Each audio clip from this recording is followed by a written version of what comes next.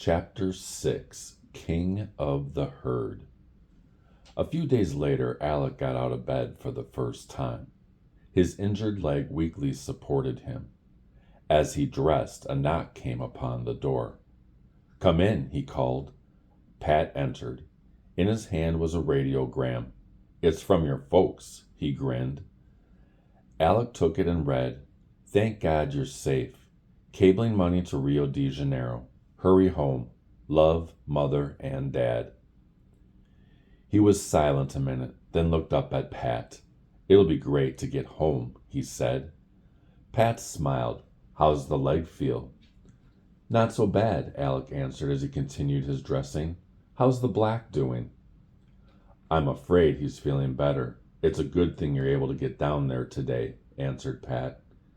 Alec drew on a pair of large pants which one of the sailors had given him. "Kinda big for you, aren't they?" asked Pat. "Better than walking around without any," Alec grinned.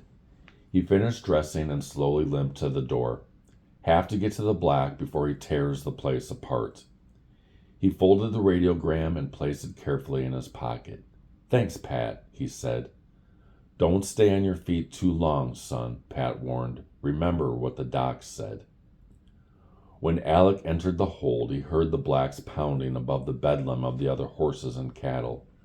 He came to the horse's stall and saw his dark head raised above the door. His large eyes moved nervously about. Alec called. The stallion's head jerked towards him. His nostrils quivered and he neighed. Alec reached a hand out. "Hello, fella," he said. "Did you miss me?" The stallion shook his head and thrust his nose forward. Alec ran his hand across the soft muzzle. He took from his pocket an apple which he had saved from breakfast. He held it out to the black, who swept it out of his hand. Alec picked up the curry comb and brush from the floor, opened the door, and went inside. "Guess it was tough on you, fella, but they didn't have any choice," he said.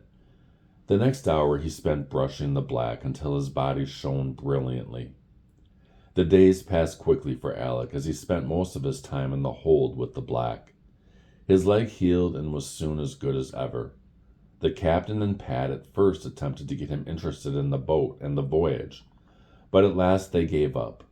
The friendship between the boy and the stallion was something too much for them to understand. The captain's hand rose to his chin as he and Pat watched Alec inside the stall. "You know, Pat," he said, "it's almost uncanny the way those two get along. A wild beast like that, a killer, and yet gentle as a kitten when the boy's around." Pat nodded. "Yes, sir," he said. "One of the strangest I've seen. I wonder where it'll take them." 5 days later, they steamed into Rio de Janeiro. The captain delegated Pat to go with Alec to the wireless office, where he could secure the money his family had sent him and help arrange for his sailing to the United States. As Alec walked with Pat through the South American city, he thought how close he was to getting home. He was on the last leg of his journey. They reached the office and went in. Pat spoke to the man at the desk in Portuguese. After a few minutes, the man handed him a pen and Alec signed his name. Then he was handed his money. Next, they went to the ticket office. There they found the next boat for the United States would sail the following day. Alec had just enough money for himself and the black, and he booked passage. He looked at Pat. "That doesn't leave me anything for the captain and you fellows." "Don't you worry about that, Alec," Pat answered. When they returned to the boat, Alec made his way to the captain's office. He found him behind his large desk, working over some papers in front of him. He looked up, motioned the boy to sit down, and continued writing. Finally, he stopped and sat back in his chair. "Well, son," he said, "we've come to the parting of the ways, haven't we?" "Yes, sir," answered Alec. "Pat and I got the money and everything all right." He shoved his hand in his pocket and drew out some change. "But this is all I have left. You see, sir, well, Mother and Dad didn't know about the black, and what they sent was just enough to get us both back to New York." "And now you're thinking about what you owe us, aren't you?" the captain interrupted. "Yes, sir," replied Alec. If it hadn't been for you, we'd probably still be back on the island." The captain got up from his chair and walked over beside Alec. He placed an arm on his shoulder. "Don't you worry about us, son. We don't expect anything. And you and that horse gave us more excitement around here than we've had in years." He smiled and they walked towards the door. "You just see that you get the rest of the way home safely, and that'll be fine." "Thanks, Captain," Alex said as he went out into the deck. "And don't let anyone steal that black devil from you either." "I won't, sir, and thanks again," replied Alec. The next afternoon he walked the black down the gangplank. He had a firm grip on the stallion's halter, and kept talking soothingly to him. The ship that was to take them home had arrived during the night, and was now being loaded with cargo. Pat and some of the sailors gathered around him as he reached the dock. One by one they said goodbye, until only Pat remained. "So long, Alec," he said. "Take good care of yourself." "You bet," answered Alec. "And remember, Pat, whenever you get to New York, you promise to look us up." "Sure, someday perhaps." He paused. "What are you going to do with the black when you get him home?" "I don't know, Pat. I haven't given it much thought. I just hope Dad and Mother will let me keep him." Pat was looking at the stallion. "He's built for speed. I'll bet he could tear up a track." "You mean race?" asked Alec. "Perhaps. 8 years ago, before I went to sea, I trained some pretty good horses in Ireland. I've never seen any that looked more like a runner than this one." "You can bet your last penny on that," Alex said. Memories flashed back of his breathtaking rides on the island. "Well, Pat, I have to go now. They've almost finished loading over there. Goodbye." He held out his hand, and the other grasped it. "So long, Alec," he replied, "and good luck." "So long, Pat." Alec led the black to the other end of the dock. A group of horses were gathered in one corner, waiting their turn to be loaded. Dock hands rushed back and forth. A mixture of cattle and fruit smells filled the air. The black reared, and the other horses shrilled in fright as they saw him. Alec took the stallion to a far corner. His ears were pitched forward. His eyes glared masterfully over the others. "Reminds you of the old days, doesn't it, fella?" said Alec. He smiled, wondered what his mother and dad would say when they saw the black. He was glad now they had moved out from the city last year to Flushing, one of New York's suburbs. He was sure he would be able to find a place near his home where he could keep the black, providing his mother and dad would let him. Suddenly the black screamed loudly, and Alec felt him tremble. An answering scream filled the air. The other horses shoved each other in confusion. Alec saw a chestnut stallion being led towards the dock. He was big, almost as big as the black. The men leading him stopped on the farther side of the dock. Alec was thankful that he wasn't going to be loaded on the same boat with the black. The black stallion pulled restlessly at his rope, his head high in the air, his eyes never leaving the chestnut. The man holding him was having his troubles too. The chestnut rose in the air. The black screamed and pulled harder on the rope. The other horses began to neigh loudly.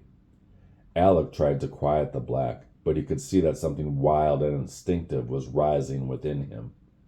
He remembered the stories that his uncle had told him about the tribes of wild horses, how one stallion alone was king.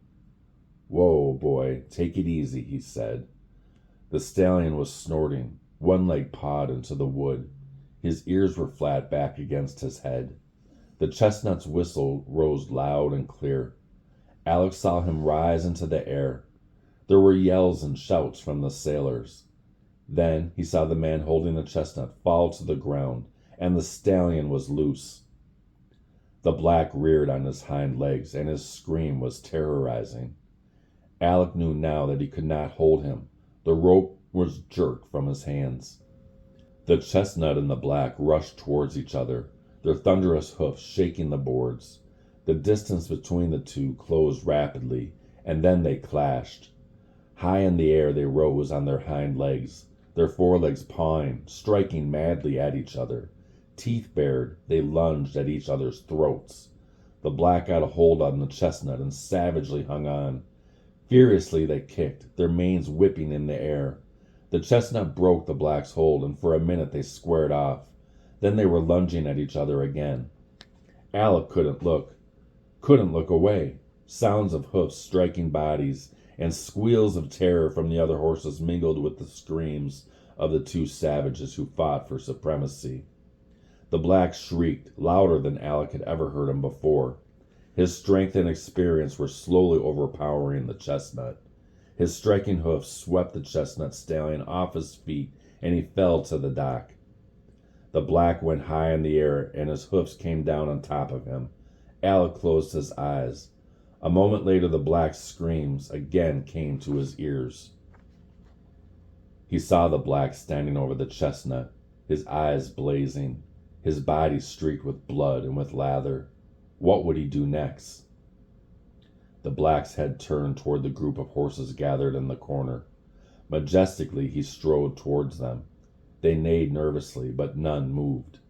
Slowly, the black stallion walked around them, his eyes piercing, triumphant. Alec followed him. He heard voices yelling at him, "Keep away, boy. Keep away till he calms down." But he kept walking. The black turned and saw him. The stallion stopped still. Alec came closer. The huge black body was torn and bleeding, but his head was high, his mane flowing. Alec watched his eyes. He had learned much from the stallion's eyes. He saw a little of the wildness leave them. His nostrils stopped trembling. Alec spoke to him softly. A minute passed, then another. He picked up the rope still attached to the black's halter. He drew up the slack and then pulled gently. The stallion's head turned towards him. He hesitated a moment and then turned back to the other horses.